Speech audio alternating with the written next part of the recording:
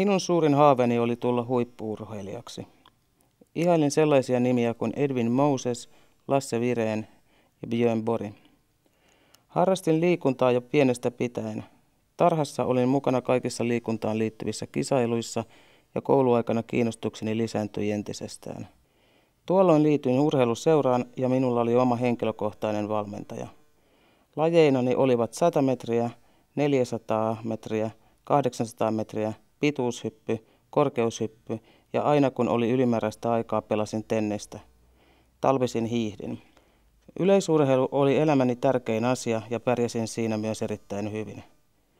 Voitin kultamitaleja solkenaan lajissa kuin lajissa, jopa niissä lajeissa, joita en ollut ennen kokeillut.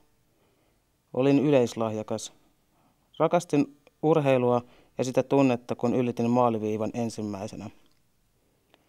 Sitten tuli murrosikä ja kiinnostuksen kohde muutti muotoaan. Urheilu on minulle tärkeää.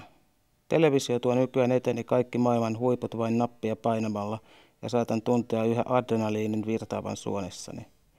Nykyään olympialaisten ja MM-kisojen lähestyessä selaan kalenteriani ja TV-ohjelmatietoja sovittaakseni aikatauluni sopivaksi rakasta harrastustani varten.